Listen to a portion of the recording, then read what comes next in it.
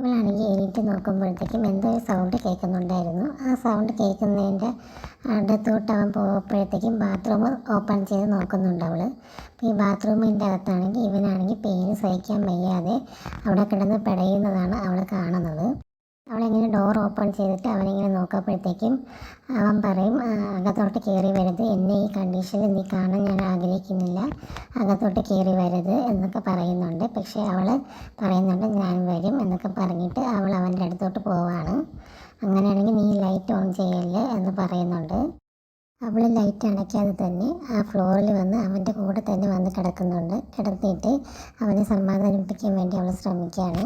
അവൻ്റെ കയ്യിൽ കെട്ടിയിരിക്കുന്ന ചരട് കണ്ടിട്ട് അവൾ ചോദിക്കുന്നുണ്ട്, നീ എന്താഗ്രഹം ആലോചിച്ചിട്ടാണ് ഈ ചരട് കെട്ടിയത് എന്നൊക്കെ ചോദിക്കുന്നുണ്ട്. ഒരുപാട് ആഗ്രഹിച്ച ഒരു കാര്യം നേടാൻ വേണ്ടിയിട്ടാണ് ഞാൻ ഈ ചരട് കെട്ടിയത് എന്നൊക്കെ പറഞ്ഞിട്ട് അവൻ ചിരിക്കുന്നുണ്ട്. അവൻ്റെ കയ്യിലുള്ള ചരട് റിമൂവ് ചെയ്ത് കളഞ്ഞിട്ട് അവൾ പറയുന്നുണ്ട്, നിൻ്റെ ആഗ്രഹം സാധിച്ചു കഴിഞ്ഞെന്നും പറഞ്ഞിട്ട് അവളും ചിരിക്കുന്നുണ്ട്. അതിനുശേഷം ആ ചരട് അവൻ അവളെ കയ്യിൽ കെട്ടിക്കൊടുക്കുകയും ചെയ്യുന്നുണ്ട്. അത് കഴിഞ്ഞ് ഇവർ രണ്ടുപേരും വളരെ ഇമോഷണൽ ആവുകയൊക്കെ ചെയ്യുന്നുണ്ട്. അതിനുശേഷം അവർ പരസ്പരം കിസ്സൊക്കെ ചെയ്യുന്നുണ്ട്. അങ്ങനെ ഇവൻ്റെ വേദന ഒന്ന് ഡൗൺ ആവുന്നുണ്ട്. ഇവർ പരസ്പരം താങ്ങായിട്ടും തണലായിട്ടും സപ്പോർട്ടായിട്ടൊക്കെ ഉണ്ടാവുന്നുണ്ട്. അങ്ങനെ ഒരു വളരെ ഇമോഷണൽ ആയിട്ടുള്ളൊരു സീനായിരുന്നു അവിടെ നടന്നത്. നെക്സ്റ്റ് ഡേ ജാമിൻ്റെ ബോട്ടിൽ ഓപ്പൺ ചെയ്യാൻ വേണ്ടി ശ്രമിക്കപ്പോഴത്തേക്കും അത് ഓപ്പൺ ചെയ്യാൻ അവന് പറ്റുന്നില്ലായിരുന്നു. അവൻ്റെ കൈയൊക്കെ വളരെ വീക്കായിട്ടായിരുന്നു ഉണ്ടായിരുന്നത്. അത് നോക്കിയിട്ട് അവൻ കൈയിനെയൊക്കെ നോക്കിയിട്ട് അവൻ വളരെ ഫീലാവുന്നുണ്ട്. അവന് കുറച്ച് കഴിഞ്ഞതിന് ശേഷം ഇവർക്ക് രണ്ടുപേർക്കും ഒരു കോൾ വരുന്നുണ്ട്, ഇവൻ്റെ കണ്ടീഷൻ വളരെ മോശമാണ് എന്നൊക്കെ പറഞ്ഞിട്ട്. അങ്ങനെ അവർ രണ്ടുപേരും വളരെ ഇമോഷണലായിട്ട് കരയൊക്കെ ചെയ്യുന്നുണ്ട്. ഇവിടെ ഹോസ്പിറ്റലിൽ നോക്കുമ്പോഴത്തേക്കും ഇവനെ വളരെ സീരിയസ് കണ്ടീഷനിൽ ഹോസ്പിറ്റലിൽ അഡ്മിറ്റ് ചെയ്യുന്നുണ്ട്. ഇവൻ്റെ നെറ്റിയിലേക്ക് മുറിഞ്ഞിട്ട് ബ്ലഡൊക്കെ വരുന്നുണ്ടായിരുന്നു. ഇവനൊട്ടും തന്നെ ബോധമില്ല. പിന്നെ ഡോക്ടേഴ്സ് CPR ഒക്കെ കൊടുക്കുന്നുണ്ട്, എന്നിട്ടൊന്നും അവൻ എണീക്കുന്നില്ല. ഇവളാണെങ്കിൽ അവനെ കണ്ടുകൊണ്ട് വളരെ ഇമോഷണലായിട്ട് കരയൊക്കെ ചെയ്യുന്നുണ്ട്.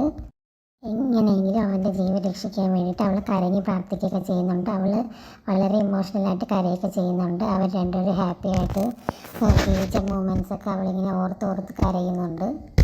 ഒരുമിച്ച് എൻജോയ് ചെയ്ത മൂമെൻറ്റ്സും സെലിബ്രേറ്റ് ചെയ്ത മൂമെൻറ്റ്സും ഒക്കെ ഇങ്ങനെ അവൾ ആലോചിച്ച് ഇന്ന് ഭയങ്കരമായിട്ട് ഇമോഷണലി കരയുന്നുണ്ട്. ഇവിടെ ഡോക്ടേഴ്സ് അവൻ്റെ ജീവൻ രക്ഷിക്കാൻ വേണ്ടി മാക്സിമം ശ്രമിക്കുകയാണ്. ഇലക്ട്രിക് ഷോക്കും CPR ഒക്കെ കൊടുക്കുന്നുണ്ട്. പക്ഷെ എന്തൊക്കെ ചെയ്തിട്ടും അവന് ഒട്ടും തന്നെ ബോധം തിരിച്ചു വരുന്നുണ്ടായിരുന്നില്ല. ഡോക്ടേഴ്സ് മാക്സിമം ശ്രമിക്കുന്നുണ്ടായിരുന്നു അവന് ലൈഫ് തിരിച്ചു വരാനായിട്ട്. പക്ഷെ എന്തൊക്കെ ചെയ്തിട്ടും അവനിങ്ങനെ തിരിച്ചു വരുന്നുണ്ടായിരുന്നില്ല. അതിൻ്റെ ബാക്ക്ഗ്രൗണ്ടിലായിട്ട് ഇമോഷണലായിട്ടുള്ള ഒരു സോങ്സൊക്കെ പ്ലേസ് ചെയ്യുന്നുണ്ടായിരുന്നു.